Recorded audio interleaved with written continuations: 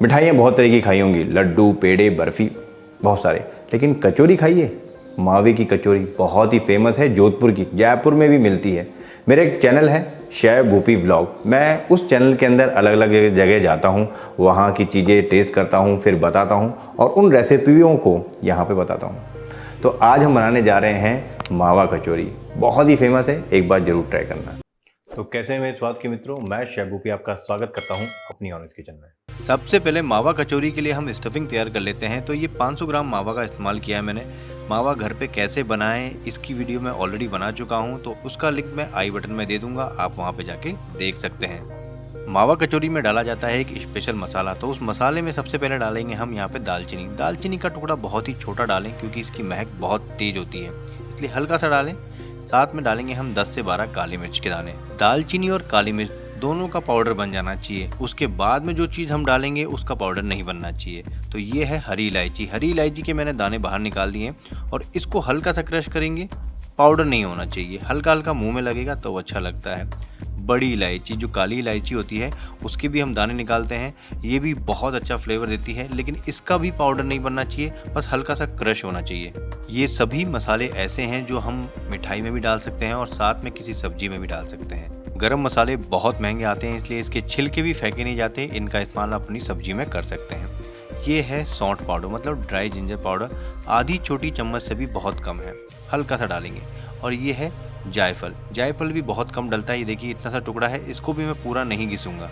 मिठाइयों में जब भी हम मसालों का इस्तेमाल करते हैं बहुत ही ध्यान से करना होता है, थोड़ा सा भी ज़्यादा होता है तो फ्लेवर बहुत ही गंदा आता है। तो यहाँ पे देखिए इलायची जो दोनों मैंने डाली थी उनको हल्का सा क्रश करना है, जब वो दाने उनके मुंह में आएंगे ना तो बहुत ही अच्छे लगते हैं। इस मावा कचौरी की खास बात इस मसाले में ही है। मावा कचौरी का ये स्पेशल मसाला यहाँ पर रेडी हो चुका है, तो चलिए बढ़ते हैं अब कुकिंग प्रोसेस की तरफ। तो यहाँ पे एक पैन में एक बड़ा चम्मच भर के घी डाल रहा हूँ। अब ये घी सिर्फ इसलिए डाल रहा हूँ कि अगर आप कोई दूसरा पैन का इस्तेमाल करते हैं जैसे स्टील का, तो वहाँ पे वो चिपक जाता है। अगर नॉन स्टिक पैन का इस्तेमाल कर रहे हैं जैसे मैं कर रहा हूँ, तो आपको यहाँ पे घी डालने की भी कोई ज़रूरत नहीं है, क्योंकि जो मावा होता है उसमें ऑलरेडी बहुत घी होता है। मावे को जब पहले भूना जाता है तो धीरे धीरे करके वो लिक्विड होता है, और लिक्विड होने के बाद में उसको जैसे जैसे भुना जाएगा वैसे वैसे वो ड्राई होता जाएगा, उसके बाद में ब्राउन होता जाएगा। तो यहाँ पे हल्का सा ब्राउन हुआ, उसके बाद में हमने काजू, थोड़ा सा पिस्ता और थोड़े से बादाम डाल दिए हैं। अब ये भी इस मावे के साथ में भुनते रहेंगे, फ्राई होते रहेंगे। एक बात का ध्यान रखना है, हमको बहुत ज़्यादा ब्राउन नहीं करना, ये लाइट ब्राउन कलर ही रखना है, इससे ज़्यादा नहीं। तो यहाँ पे गैस की फ्लेम को बंद कर दिया है। अब ये मैं मसाला डालूंगा जो हमने स्पेशली इसके लिए तैयार किया था। अभी मावा यहाँ पे थोड़ा सा गीला और सॉफ्ट नज़र आ रहा है, लेकिन जैसे जैसे ठंडा होगा वैसे वैसे ड्राई और काफ़ी सख्त हो जाएगा। तो एक बाउल में निकाल देते हैं, इसको करने के लिए रख देते हैं ठंडा। डो लगा लेते हैं कचौरी का। 2 कप मैदा इस्तेमाल कर रहा हूँ। कचौरी में डालेंगे घी का मोइन, तो यहाँ पे 3 से 4 बड़े चम्मच आपको घी डालना ही होगा। इसी के साथ में 1 चुटकी नमक, बस नाम की, और कुछ नहीं डालना है। सबसे पहले घी को आटे के साथ में मिक्स कर देंगे, उसके बाद में हम पानी मिलाएंगे। यहाँ पे जो डो बनेगा वो थोड़ा सॉफ्ट बनेगा। यहाँ पे हमने सॉफ्ट डो रेडी कर दिया है। अब इसको रेस्ट देना होगा लगभग 15 से 20 मिनट का।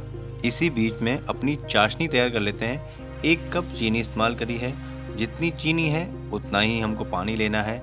बहुत ज़्यादा गाढ़ी मतलब एक तार की चाशनी तैयार नहीं करनी है, हल्की रखनी है उससे।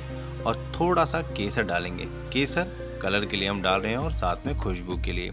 तो यहाँ पे हम चाशनी तैयार करते हैं। सबसे पहले अपनी चीनी को अच्छी तरह से घुलने देते हैं, उसके बाद में जब घुल जाएगी उसके बाद में उबलने देते हैं इसको। वैसे बहुत देर तक उबालने की ज़रूरत नहीं है इसको, लगभग 10 से 12 मिनट में चाशनी रेडी हो जाती है। तो यहाँ पे देखिए अपना डो भी सेट हो चुका है। डो को देख लेते हैं और इसको दोबारा से एक बार स्मूथ कर लेते हैं, क्योंकि एक बार स्मूथ करना इसको बहुत ज़रूरी होता है। इसकी सॉफ्टनेस से ही हमारी कचौरी कैसे बनने वाली है ये काफ़ी कुछ निर्भर करता है। जैसे मिष्ठान भंडार में मिलती है वैसी बड़ी बड़ी कचौरी नहीं बनानी है, उसके लिए बहुत बड़े बड़े कढ़ाई हमको चाहिए होगी। तो हम अपनी कढ़ाई के हिसाब से छोटी छोटी कचौरियाँ यहाँ पर तैयार करेंगे। तो यहाँ पे अपने पेड़े तोड़ लिए हैं और पेड़ों को अब गोल तैयार कर लेंगे। और यहाँ पे हमारा भुना हुआ मावा ठंडा हो गया है। हाथों से इसको मसल के थोड़ा सा पाउडर जैसा बना दिया है, जिससे आसानी से स्टफिंग हो सके। लेकिन पहले इसमें थोड़ी सी पिसी हुई चीनी हमको डालनी होगी, ज़्यादा नहीं, हल्की सी डालनी होगी। अगर स्किप भी करना चाहें तो आप कर सकते हैं इसको। अगर आप चाशनी वाला नहीं बनाना चाहते हैं तो यहाँ पे पिसी हुई चीनी थोड़ी ज़्यादा क्वांटिटी में डालें, लेकिन मैंने यहाँ पे सिर्फ 2 चम्मच ही डाला है क्योंकि हम यहाँ पे चाशनी वाली कचौरी बना रहे हैं। तो ये पेड़े हमारे रेडी हो गए हैं। अब जैसे कचौरी भरते हैं सेम वैसा ही फंडा है। सबसे पहले इसको कटोरी का शेप देना है अच्छी तरह से। किनारियाँ पतली होनी चाहिए, बीच का भाग थोड़ा सा मोटा होना चाहिए। ये एक तरीका होता है कोई सी भी कचौरी भरने का। अब स्टफिंग हम इस तरह से चम्मच से उठा के बीच में भर देंगे, अच्छी तरह से दबा कर, मतलब अच्छी क्वांटिटी में इसमें हमको स्टफिंग भरनी है। स्टफिंग तो अच्छी भरनी है लेकिन अच्छी तरह से पैक भी होनी चाहिए। अगर उसका मुंह हल्का सा खुला हुआ रह गया तो सारा तेल भी खराब हो जाएगा और कचौरी के अंदर जब तेल भर जाएगा तो कचौरी भी खराब हो जाएगी। जितना भी एक्स्ट्रा हमारा ये डो है इसको निकाल दें और अच्छी तरह से कचौरी को पैक कर दें। अब जहाँ से हमने डो को तोड़ा है वो हिस्सा नीचे की तरफ रहेगा और जो एक्स्ट्रा डो है वो दूसरे पेड़े में भर के वापस से स्टार्ट कर दीजिए। सभी कचौरियों को एक साथ भर लीजिए, बार बार ये नहीं कि एक भरी 2 भरी उसके बाद में फ्राई करी। सबको भर लीजिए, उसके बाद में एक साथ फ्राई करेंगे। तो यहाँ पे हमारी सारी कचौरी भर गई है, लेकिन थोड़ा सा हमारा स्टफिंग बच गया है और इस स्टफिंग को आप फ्रिज में रख दीजिए पैक करके अच्छी तरह से। आराम से 1 महीने तक ये खराब नहीं होगा। तो चलिए बढ़ते हैं कुकिंग प्रोसेस की तरफ। तो यहाँ पे मैं घी का इस्तेमाल कर रहा हूँ, आप चाहें तो तेल का भी कर सकते हैं, लेकिन तेल में फ्राई करने के बाद में कोई भी मिठाई हो हल्की सी महक जाती है।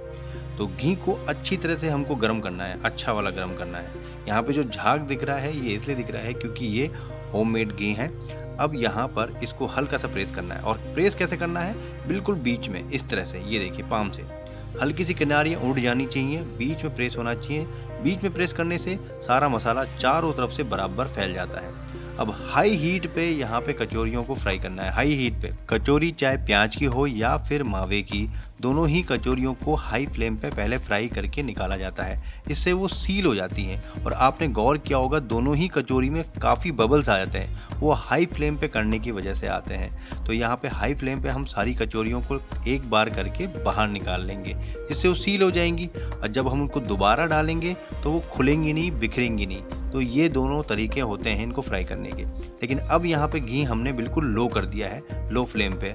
अब इनको अच्छी तरह से लो फ्लेम पे फ्राई होने दीजिए। शुरुआत में घी का टेम्परेचर डाउन रहेगा, लेकिन जैसे जैसे इसका कलर बढ़ता जाएगा, ये पकती जाएगी, टेम्परेचर को बढ़ाते चले जाना। घर पे जब कचौरियाँ बनाई जाती हैं तो कढ़ाइयाँ बहुत छोटी होती हैं, घी कम डाला जाता है, इसकी वजह से वो तले पे नीचे बॉटम पे चिपकने लग जाती हैं। तो वहाँ से काली ना हो जाए तो लगातार इनको हिलाते हुए पकाना है। और यहाँ पे हमारी कचौरी बिल्कुल बलून की तरह फूल गई है, दोनों तरफ से बराबर। ऐसे ही कचौरी फूलनी चाहिए। तो अब इसको फटाफट से निकाल लेते हैं क्योंकि इसका कलर डार्क होता चला जाएगा, क्योंकि इसका कुकिंग प्रोसेस लगातार चलता रहता है। तो यहाँ पे हमने सारी कचौरी कर ली है। जब हल्की सी हाथ लगाने लायक हो जाए तब इसमें चाशनी डालेंगे। तो ये देखिए हल्की गर्म है और चाशनी भी हल्की गर्म है, बहुत ज़्यादा गर्म नहीं, हल्की गर्म है। अब इसको चाशनी पिलाएंगे। तो हल्का सा बीच में छेद करें इस तरह से और बीच में चाशनी डाल दें। आप चाहें तो पूरी की पूरी कचौरी को भी चाशनी के अंदर डाल सकते हैं, ऐसे हलवाई लोग करते हैं, आप भी कर सकते हैं, आपकी मर्जी है आप किस तरह से इसको खाना पसंद करते हैं। आमतौर पर मिठाई हमेशा खाना खाने के बाद खाई जाती है, लेकिन मावा कचौरी एक ऐसी चीज़ है जिससे आपका पेट भी भरेगा और मीठे वाली जो कमी है वो भी पूरी हो जाएगी। तो यहाँ पे आप अपने हिसाब से गार्निश कर सकते हैं बादाम की, पिस्ते की, और एक बहुत ही अच्छी डिश यहाँ पे बन के तैयार हो गई। और ये देखिए अंदर तक चाशनी भर चुकी है, तो इसको जब खाते हैं तो बाहर से खस्ता सी और अंदर से चाशनी और मावे का और मसाले का जो टेस्ट आता है बहुत ही यूनिक आता है। तो फिर मिलते हैं नई रेसिपी के साथ में। जय हिंद दोस्तों, अपना ध्यान रखें।